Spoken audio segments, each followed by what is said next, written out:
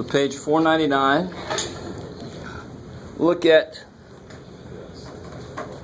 that collection of problems.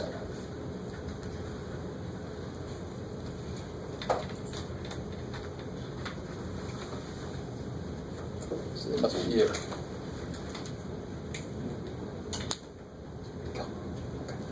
Alright, so, as promised, this is just everything. And if you look back here, they do a decent job of trying to give you some kind of a plan of attack.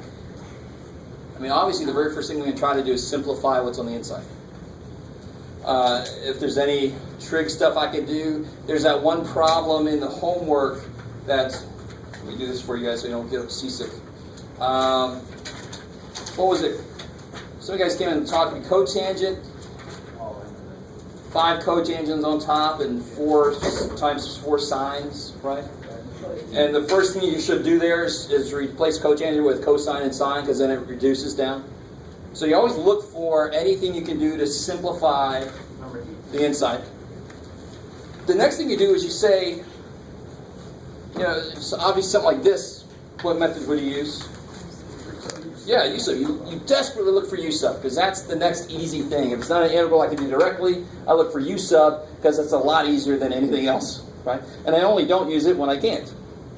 So you desperately look for that. Or if I had something a little bit more evil, like oh,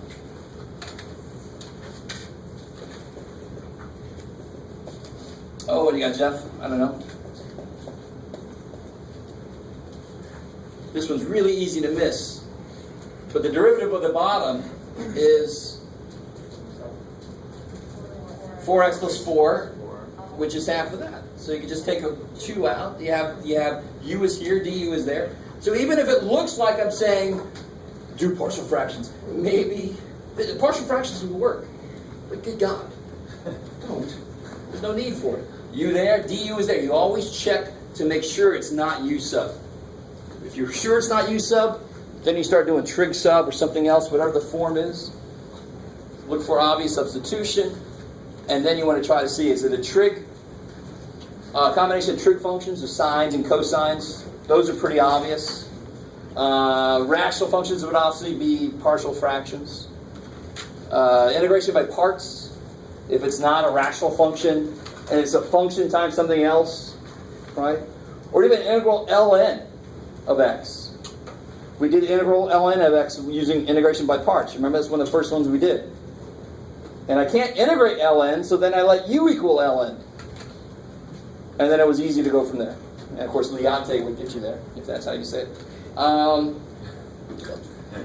then radicals are kind of, either they're going to be some kind of u sub thing, or they're going to be trig sub stuff. Right? That's the classic trig stuff form. Trig sub form. There it is. You guys kind of with me? So that's a decent little rundown of a plan of attack. It's really good to have a plan of attack for these problems, because otherwise you're just going to sit there and stare and you go, let me just try this. And it's not going to be good. So you got to have a plan of attack. And there's really nothing new in this section. The only new thing they talk about in this section real quick is something very crazy interesting. And that is this question. Can we integrate all continuous functions? And the nifty answer to that is no, we can't. There are certain functions that you have no closed form integral of, meaning you have to represent it as an infinite sum of functional pieces. That sounds really crazy. Anybody ever heard of Taylor polynomials? You know that they're in your future in this class, even if you haven't heard of them.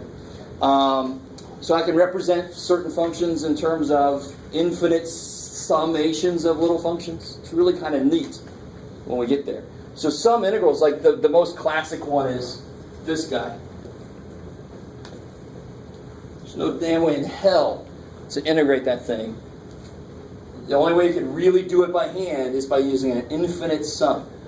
And the nice thing with that is you don't have to go all the way out. The further you go out, the smaller the pieces contribute. So for example, the 5th piece might be in the 17th decimal place. So if you only want to be correct to the 10th decimal place, maybe you only need the first 3 pieces of your infinite sum. Are you guys kind of with me? That's way in our future though. So to me, this is really neat about the elementary functions. versus what these guys are. Integral of e to the x squared, you just can't do it. Okay. All right, so this section here is just really practice for, do you know how to identify when to do what? So I wouldn't even try this section out if there are still certain processes you don't understand from before this section. All right, 7.4, 7.3, 7.2, 7.1, they're all in there, plus U sub could be in here. You guys kind of with me?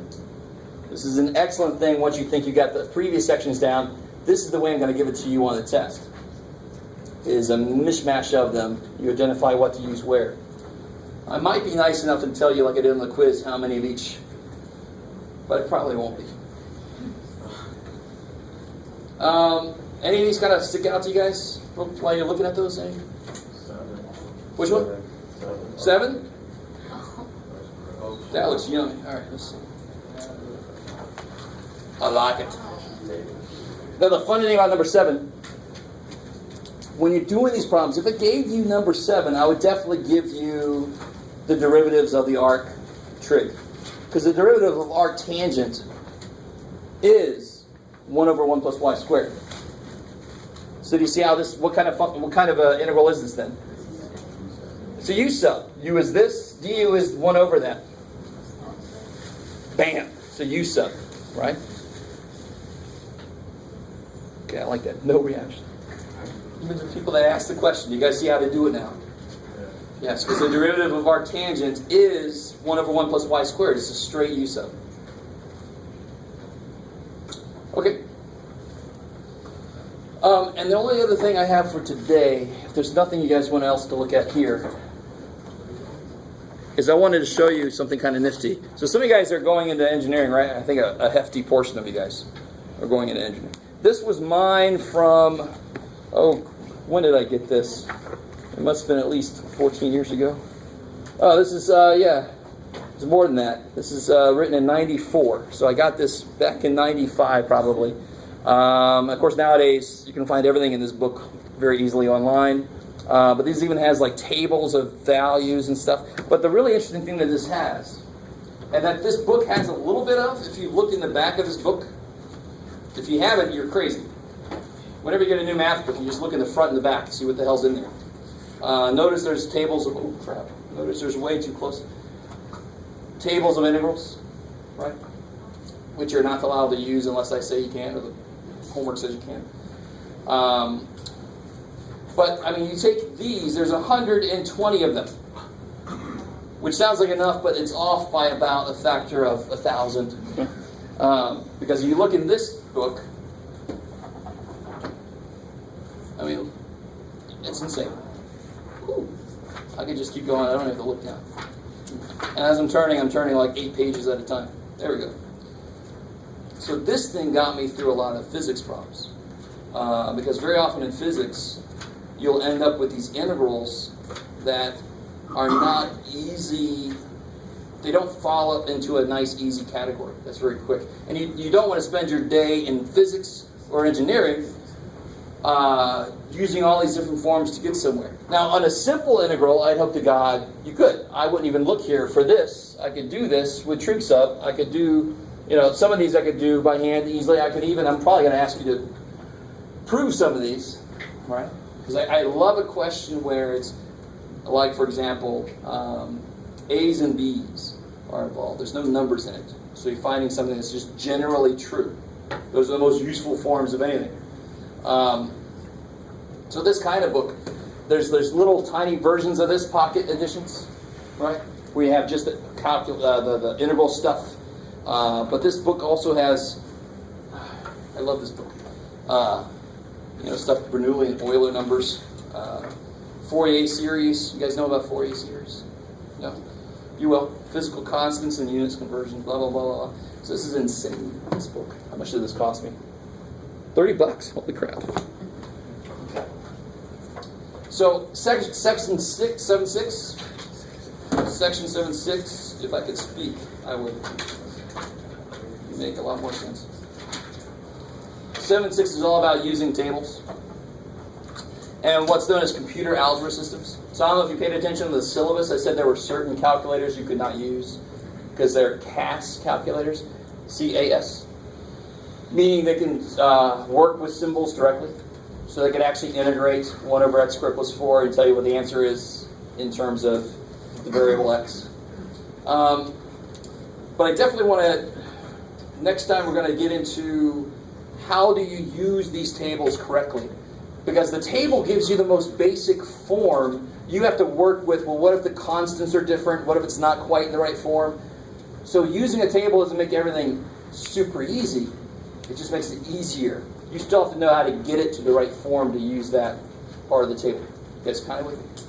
So 7.6 is all about that. And just a little preview. I think we might make it into 7.7. It all depends. I'm pretty sure we're not going to make it to 7.8. 7.7 is where you kind of, remember when we did Riemann sums? Remember way back in Calc 1? Yeah.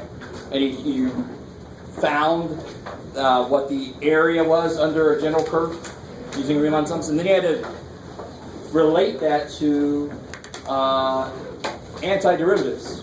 Those aren't immediately equal to each other. You have to explain why they are. So section 7.7 goes back in time a little bit and kind of expands on some of those basic rules and makes a little bit more robust rules.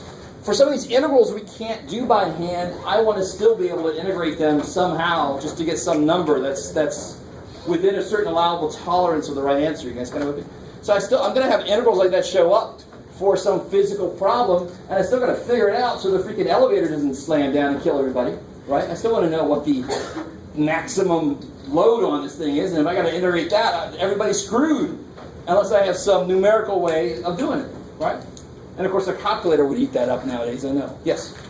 What section does the test go up to? Probably 7.7, but I'll know a lot better this Thursday. Okay.